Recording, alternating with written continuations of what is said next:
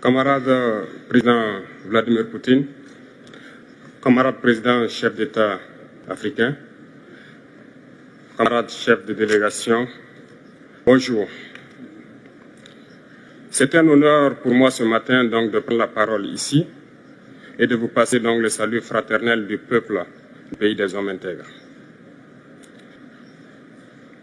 C'est aussi le lieu pour moi, avant tout propos, de rendre grâce à Dieu, Dieu Tout-Puissant qui nous a permis de nous réunir ici ce matin en bonne santé pour parler de l'avenir et du bien-être donc de nos peuples. Je m'en vais m'excuser auprès des anciens que je pourrais vexer dans mes propos à venir. Africanité oblige, les droits d'aînesse, je me dois de m'excuser. Camarades, j'ai quelques questions donc de ma génération, mille et une questions qu'on se pose. Mais nous n'avons pas de réponse.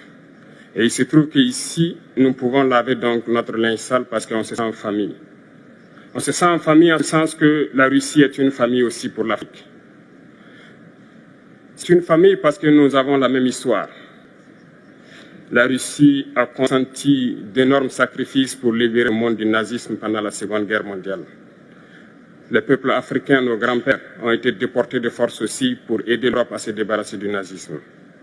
Nous partageons la même histoire en ce sens que nous sommes les peuples oubliés du monde, qu'ils soient dans les livres d'histoire, dans les documentaires ou films, on tend donc à balayer le rôle prépondérant qu'a joué la Russie et de l'Afrique dans cette lutte contre le nazisme. Nous sommes ensemble parce que, actuellement, nous sommes là pour parler de l'avenir de nos peuples, de ce qui va advenir demain, de ce monde libre auquel nous aspirons, de ce monde sans ingérence dans nos affaires internes. Nous avons les mêmes perspectives et je souhaite que ce sommet soit l'occasion donc de pouvoir tisser de très bonnes relations en vue d'un meilleur avenir de nos peuples. Les questions que mes générations se posent sont les suivantes, si je peux me résumer, c'est de ne pas comprendre comment l'Afrique a tant de richesses sur notre sol, avec une nature généreuse, de l'eau, du soleil en abondance, l'Afrique est aujourd'hui le continent le plus pauvre. L'Afrique est un continent affamé. Comment se fait-il que les chefs d'État traversent donc le monde à mendier?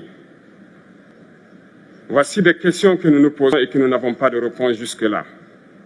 Nous avons l'occasion de tisser de nouvelles relations. Et j'espère que ces relations puissent être les meilleures pour donner un meilleur avenir à nos peuples.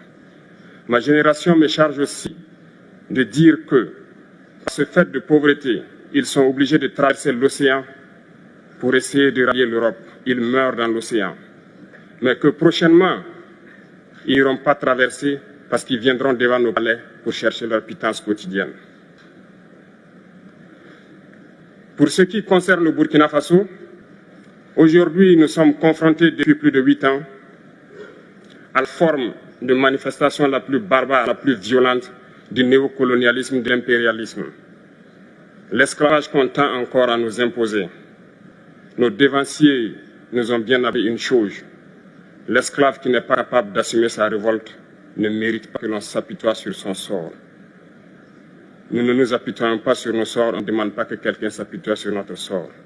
Le peuple burkinabé a décidé de lutter contre l'île terroriste en mesure de relancer son développement. Dans cette lutte, des vaillants peuples, des vaillantes populations se sont engagées à prendre les armes face au terrorisme. Ceux que nous avons affectueusement appelés les VDP, des volontaires. Nous sommes surpris de voir les impérialistes traiter ces VDP de milices et de tout type.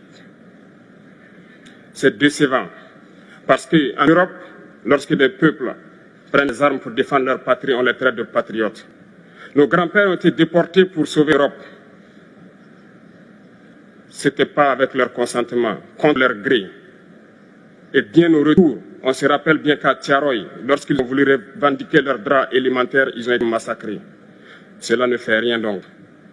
Lorsque nous, peuple, nous décidons de nous défendre, on nous traite de milices. Mais là n'est pas le problème.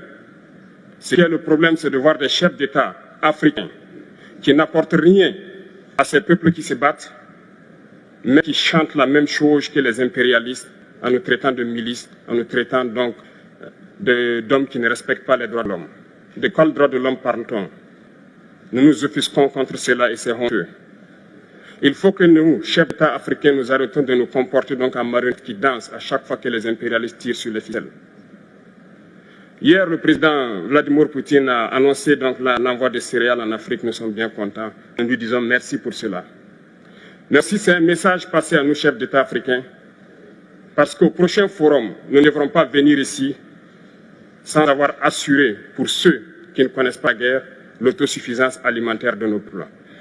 Nous devons prendre l'expérience de ceux qui ont pu déjà atteindre cela en Afrique, tisser de bonnes relations ici et tisser de meilleures relations avec la Fédération de Russie pour pouvoir assouvir les besoins de nos populations. Je ne serai pas peut-être long, le temps imparti est très court.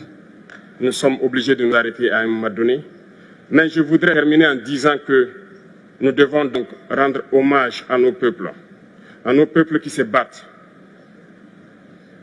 Gloire à nos peuples, dignité à nos peuples, victoire à nos peuples. La patrie ou la mort, nous vaincrons. Merci, camarades.